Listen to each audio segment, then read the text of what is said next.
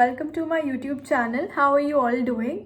Before talking about the topic for today, I would like to request you all one thing, that I have been posting content on a daily basis. My new video comes at 5 p.m. every day. So please do subscribe to my channel. My analytics are showing that 86% of my viewers are just watching and not subscribing to my channel. Please do subscribe because that keeps me motivated to make content and post it on a daily basis. So coming back to the topic for today, which is how you can improve your scores, because that is what we are all seeking for. बिना पढ़े ऐसे तो नहीं होगा, पढ़ना तो पड़ेगा ही उसके लिए. So there is one technique that I am going to describe in this video.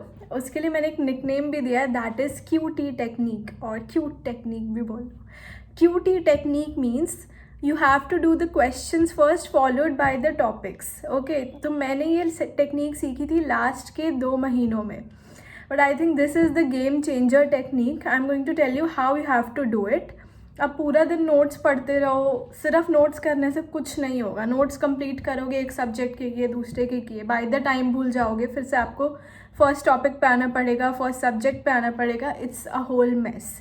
वो कभी आप अचीव कर ही नहीं पाओगे लास्ट तक कि सिर्फ नोट्स ही करते जा रहे हो. That is not going to work. What is going to work is रोज़ सुबह उठो. अगर आपने क्वेश्चंस बनाए हैं, जैसे कस्टम मॉड्यूल भी मैंने बताया कि कैसे रोज़ बनाना है, अगर वो आप नहीं भी कर पा रहे हो, तो अगर आप डेली के जितने भी क्वेश्चंस कर रहे हो, 100 कर रहे हो, 150 कर रहे हो, या इवन 50 भी कर रहे हो, solve those questions followed by reading the same topic from your main course book. अगर आपने आज एक टॉपिक पढ़ा हार्टनप्स डिसीज़ पे, तो हार्टनप्स डिसीज़ पे अगर सिर्फ आप एक टॉपिक पढ़ के जा रहे हो, उसके बाद आप क्वेश्चंस कर रहे हो, इतना आउटपुट नहीं आएगा. जितना आउटपुट आएगा पहले उसके क्वेश्चंस करो, फिर उस टॉपिक को पढ़ो. टॉपिक पढ़ना कहाँ से है? अपनी मेन टेक्स्ट बुक से पढ़ना है. रैपिड रिविजन आप पढ़ो लास्ट के डेज में, पर अभी का जैसे फेज है, now you have 5-6 months for you till your exam. तो इस टाइम पे ये आइडियल टाइम है मेन नोट से पढ़ना है. मेन नोट्स हो गया या मेन टेक्स्ट बुक का मटेरियल हो गया, जैसे बायोकेमिस्ट्री की टेक्स्ट बुक से ही पढ़ लिया या हैरिसन से पढ़ लिया.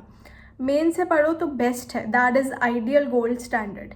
नहीं तो मेन नोट से करो, पर करना मेन सोर्स से ही है जो टॉपिक पे क्वेश्चन आया है. So this is the QT technique. अब लास्ट में जो जीटीज़ भी सॉल्व कर रहे हो, जीटीज़ में भी यही करना है. 200 क्वेश्चंस का जीटी है. रिव्यू करते टाइम जो क्वेश्चन आया उसको टॉपिक से पढ़ना है. इसमें मैं एक रूल फॉलो करती थी, दैट इज़ 3:2 टेक्निक. ओके, इसमें क्या है कि जीटी में जितने करेक्ट्स आए और जितने रॉन्ग क्वेश्चंस आए, रॉन्ग क्वेश्चंस को मैं अपना 3 रेशो का टाइम दूंगी और 2 रेशो का टाइम मैं दूंगी करेक्ट क्वेश्चंस को.